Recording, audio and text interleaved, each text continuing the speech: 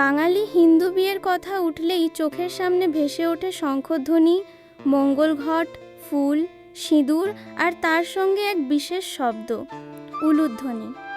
বর যখন কনের বাড়িতে আসেন, শুভ মুহূর্তে যখন মালা বদল হয় কিংবা কনের সিঁথিতে সিঁদুর ওঠে, তখন চারপাশে হঠাৎ শোনা যায় মহিলাদের সেই মধুর অথচ শক্তিশালী উলুধ্বনি। কিন্তু কখনো কি ভেবে দেখেছেন বিয়ের মতো পবিত্র অনুষ্ঠানে এই বিশেষ ধ্বনি কেন করা হয়? এর অর্থই বা কী? অনেকেই মনে করেন উলুধ্বনি শুধুই বাঙালি সংস্কৃতির একটি আনন্দের রীতি, কিন্তু বিষয়টি এতটা সরল নয়। এর সঙ্গে জড়িয়ে আছে মঙ্গল কামনা, অশুভ শক্তি দূর করার লোকাচার, দেবদেবীর আরাধনা এবং শুভ মুহূর্তকে পবিত্র করার প্রাচীন ঐতিহ্য। উলুধ্বনি মূলত মহিলারা জিহ্বা কাঁপিয়ে বিশেষ ধরনের উচ্চ শব্দ করে দেন। বাংলায় একে অনেক সময় উলুধ্বনি বা উলু দেওয়া বলা হয়।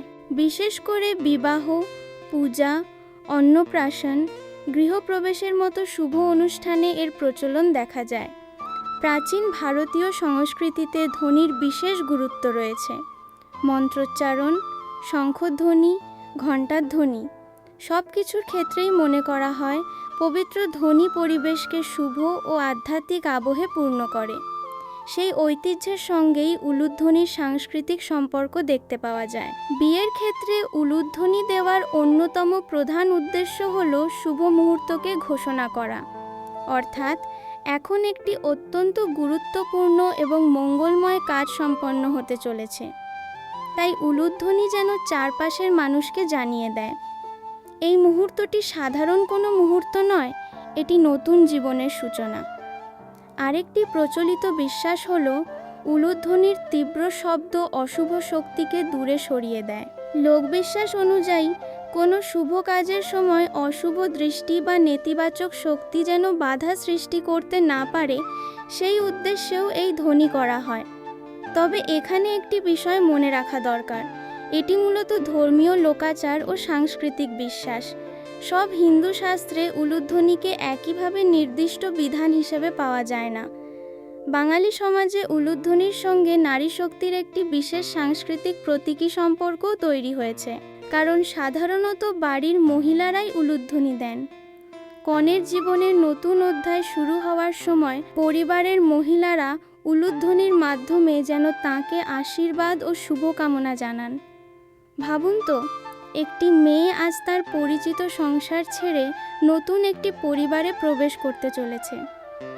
সেই মুহূর্তে চারপাশে যখন উলুধ্বনি বেজে ওঠে, তখন সেটি শুধু একটি শব্দ নয়, এ যেন পরিবারের পক্ষ থেকে বলা, তোমার নতুন জীবন শুভ হোক, তোমার দাম্পত্য সুখে ভরে উঠুক। উলুধ্বনির সঙ্গে শঙ্খধ্বনির ব্যবহারও বাঙালি হিন্দু বিবাহে অত্যন্ত পরিচিত।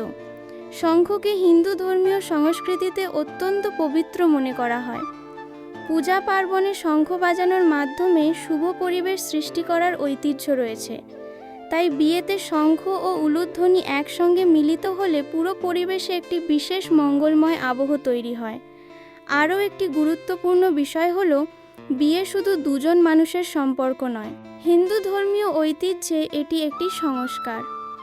বর কনের দাম্পত্য জীবনের জন্য বিভিন্ন মন্ত্র, অগ্নিসাক্ষী, প্রতিজ্ঞা ও আচার পালন করা হয়।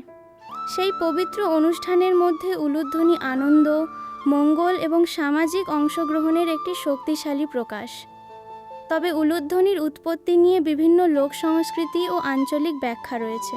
তাই এটিকে সরাসরি কোনো একটি নির্দিষ্ট বৈদিক মন্ত্রের অংশ বা সর্বত্র বাধ্যতামূলক শাস্ত্রীয় বিধান বলা ঠিক হবে না। বরং বলা যায় এটি বাংলার হিন্দু সমাজে দীর্ঘদিন ধরে চলে আসা একটি মঙ্গলসূচক লোকাচার, যা ধর্মীয় বিশ্বাস ও সামাজিক সংস্কৃতির সঙ্গে গভীরভাবে মিশে গেছে। সবচেয়ে সুন্দর বিষয় হলো, উলুধ্বনি শুধু অশুভ দূর করার প্রতীক নয়, এটি আনন্দেরও প্রতীক। একটি বিয়ের বাড়িতে যখন একসঙ্গে অনেক মহিলা উলুধ্বনি দেন, তখন সেই শব্দের মধ্যে থাকে আনন্দ, উত্তেজনা, আশীর্বাদ এবং নতুন জীবনের প্রত্যাশা। তাই পরের বার কোনো বিয়েতে উলুধ্বনি শুনলে শুধু এটুকু ভাববেন না যে এটি বিয়ের একটি রীতি, বরং মনে রাখবেন এর মধ্যে লুকিয়ে আছে বাংলার প্রাচীন লোক সংস্কৃতি, শুভকামনা, নারী সমাজের আশীর্বাদ এবং পবিত্র মুহূর্তকে উদযাপন করার এক অনন্য ঐতিহ্য। আর সম্ভবত এ কারণেই শত শত বছর পেরিয়ে গেলেও আধুনিকতার ভিড়েও বাঙালি হিন্দু বিয়েতে উলুধ্বনি আজও হারিয়ে যায়নি।